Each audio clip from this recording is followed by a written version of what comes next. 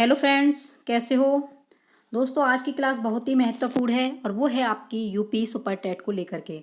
तो दोस्तों, UP super TET में पर्यावरण और सामाजिक अध्ययन में से दोस्तों आपके 10 क्वेश्चन आते हैं। तो 10 नंबर की तैयारी आपको कैसे करनी है, तो ये आपकी क्लास 10 नंबर की तैयारी कराएगी।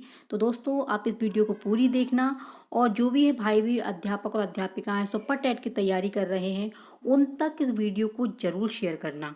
इस वीडियो में हम बात करेंगे आपके जो है सुपर टेट का जो पर्यावरण और सामाजिक अध्ययन का सिलेबस है, उस सिलेबस में कौन कौन से सिलेबस में यानी कौन कौन से टॉपिक दिए गए हैं, वो सारी जानकारी इस वीडियो के अंदर है। 2018 में आपके कैसे क्वेश्चन बन के आए थे और 2019 में किस तरीके से कौन से चैप्टर से क्वेश्चन आए हैं, ये सभी जानकारी आप इस वीडियो के अंदर देखेंगे। तो सबसे पहले बात कर लेते हैं इसके सिलेबस की। तो सिलेबस में दोस्तों आपके कौन कौन से टॉपिक हैं, 10 नंबर के आते हैं ये, ठीक है। जो क्वेश्चन आते हैं 10 ही क्वेश्चन आते हैं, 10 ही नंबर के होते हैं, ये सबको पता होगा।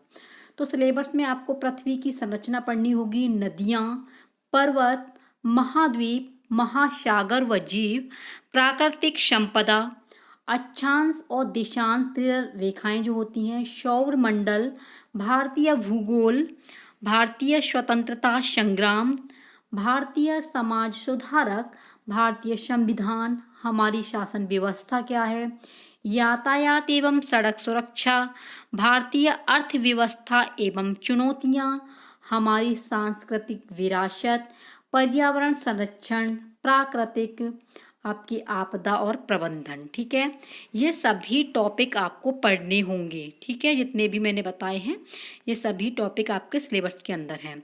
तो सबसे पहले दोस्तों आपके 2018 में जो 68,000 वैकेंसी आई थी उसकी बात करेंगे कि 68,000 वैकेंसी में कौन कौन से क्वेश्चन बन करके आए थे, ठीक है।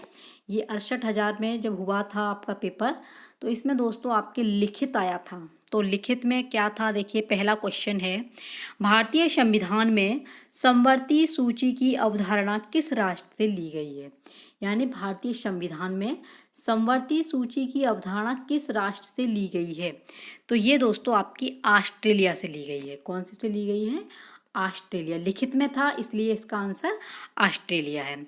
नेक्स्ट क्वेश्चन है, अंतर्राष्ट्रीय टाइगर दिवस, वेरी वेरी इंपॉर्टेंट है, यानी कि आपके दिवस भी आएंगे। तो अंतर्राष्ट्रीय टाइगर दिवस कब मनाया जाता है। तो अंतर्राष्ट्रीय टाइगर दिवस दोस्तों आपकी 29 जुलाई को मनाया जाता है। कब मनाया जाता है, 29 जुलाई को। नेक्स्ट है प्रांतीय संविधान। देखिए संविधान से आपका क्वेश्चन आया है तो इसलिए संविधान पढ़ना बहुत जरूरी है। समितियां वेरी वेरी इंपॉर्टेंट है आपका संविधान, तो संविधान को दोस्तों जरूर आप याद कर लेना। तो संविधान में आपकी दिया गया है प्रांतीय संविधान समिति। कौन सी संविधान समिति के अध्यक्ष का नाम क्या था। तो अध्यक्ष का नाम पूछा है तो इसके थे सरदार वल्लभ भाई पटेल। अगर प्रारूप समिति आता है तो प्रारूप समिति के थे डॉक्टर BR अम्बेडकर, ठीक है। तो संविधान समिति पूछा है तो सरदार वल्लभ भाई पटेल इसका सही आंसर है। नेक्स्ट क्वेश्चन है, उत्तरी अमेरिका, कौन सा, उत्तरी अमेरिका के पूर्वी तट से होकर प्रभावित होने वाली गर्म धारा का नाम लिखिए। यानी कि धारा भी आपको याद करनी है। उत्तरी अमेरिका के पूर्वी तट से होकर प्रभावित होने वाली गर्म धारा का नाम क्या है। तो वो है दोस्तों आपका गल्फ स्ट्रीम। गल्फ स्ट्रीम आपकी गर्म धारा है। नेक्स्ट क्वेश्चन है, शारदा अधिनियम का संबंध किससे है। तो शारदा अधिनियम का संबंध किससे है। तो ये है दोस्तों, ये क्वेश्चन लिखा गया था इसलिए किसी ने बाल विवाह लिखा था, युवकों की 18 एवं महिलाओं की 14 वर्ष में विवाह, ये लिखे थे इसलिए आयोग ने सभी क्वेश्चन सही थे।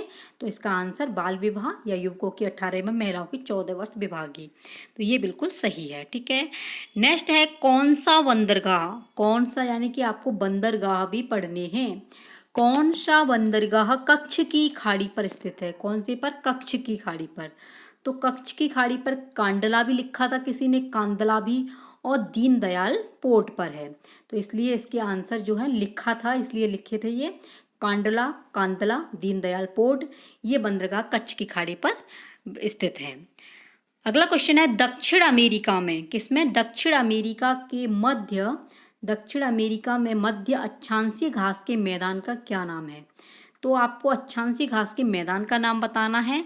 तो नाम था पंपास, किसी ने पंपास, तो ये पंपास या पंपाज ये लिखे थे, इसलिए इसका आंसर पंपास है। नेक्स्ट है भारत की पहली फ्रेंच फैक्ट्री कहाँ पर स्थापित है? तो फ्रेंच फैक्ट्री कहाँ पर है दोस्तों? सूरत में है। ठीक है, इसका सही आंसर है सूरत। अगला क्वेश्चन है भूमध्य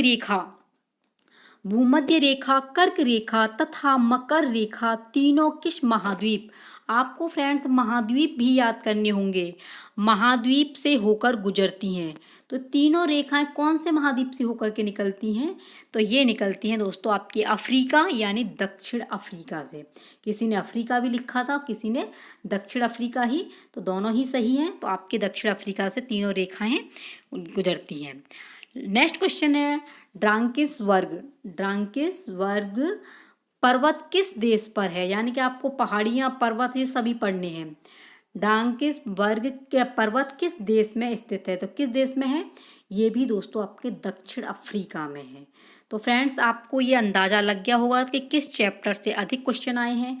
आपके देखो पर्वत और पहाड़ियों में से 2 क्वेश्चन बन करके आए हैं, आपके महाद्वीप में से आए हैं दोस्तों, और आपके ये फैक्ट्री स्थापित ये सभी, और आपके मैदान, अक्षांश रेखाएं, ये सभी आपके इसके क्वेश्चन में बन करके आए हैं। अब बात कर लेते हैं फ्रेंड्स आपके 2019 में जो 69,000 शिक्षक भर्ती निकली थी 2019 में, उसमें क्वेश्चन किस तरीके से आए थे। तो सबसे पहला प्रश्न है भारतीय राष्ट्रीय कांग्रेस के प्रथम मुस्लिम अध्यक्ष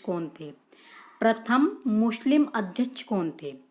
अबुल कलाम आज़ाद, रफ़ी अहमद किदवई, या आपका बदरुद्दीन तैयब वजी, या आपके हकीम अजमल खान। तो ये दोस्तों आपके बदरुद्दीन तैयब वजी थे। ठीक है, नेक्स्ट क्वेश्चन है साइमन कमीशन के विरुद्ध प्रदर्शन में लाठीचार्ज से लगी चोटों से किस नेता की मृत्यु हो गई? यानी साइमन कमीशन में युद्ध हुआ था तो उसमें लाठीचार्ज हुआ था, तो कौन सा ऐसा नेता था जिसकी चोट लगने से मृत्यु हो गई थी? तो लाला लाजपत राय, गोविंद बल्लभ पंत, डॉक्टर सत्यपाल, या डॉक्टर किचलू। तो ये हुई थी आपकी लाला लाजपत राय की लाठीचार्ज से मृत्यु हो गई थी, चोट लगने से। ठीक है, अगला क्वेश्चन है लोकसभा द्वारा पारित धन विधेयक को राज्यसभा विचार विमर्श के लिए अधिकतम कितने दिनों तक रख सकती है? तो लोकसभा द्वारा पारित धन विधेयक को राज्यसभा विचार विमर्श के लिए अधिकतम कितने दिनों तक रख सकती है? 10 दिन, 12 दिन, 14 दिन, या 16 दिन। तो सही आंसर है इसका 14 दिन रख सकती है। दोस्तों वीडियो अच्छी लगे तो प्लीज़ शेयर कर देना, चैनल पर नए हो तो सब्सक्राइब जरूर कर देना। और फ्रेंड्स PDF प्राप्त करने के लिए आदर्श कैरियर क्लासेस आप सर्च करना टेलीग्राम पर जाकर के, वहाँ पर आपको ये PDF प्राप्त हो जाएगा।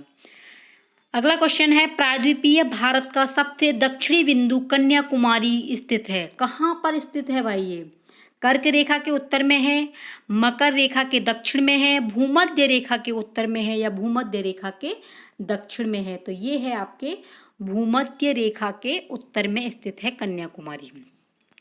नेक्स्ट है निम्नलिखित समुद्री धाराओं में से कौन सी अटलांटिक महासागर की धारा नहीं है? तो बहुत ही इंपॉर्टेंट है। देखिए आपका 69,000 में भी आया है महासागर, और आपका 68,000 में भी आया है, इसलिए महासागर वेरी वेरी इंपॉर्टेंट है। इसमें पूछा धारा नहीं है, तो इसमें दोस्तों आपकी अगुलहास धारा नहीं है। बाकी की आपकी लेब्राडोर धारा, फ्लोरिडा धारा, कनारी धारा, ये सभी आपके महासागर की धारा हैं, लेकिन अगुलहास धारा आपकी महासागर की धारा नहीं है। नेक्स्ट क्वेश्चन है नाथुला दर्रा भारत के किस राज्य में है? आपको बताना है। दर्रा भी आपको याद करने हैं।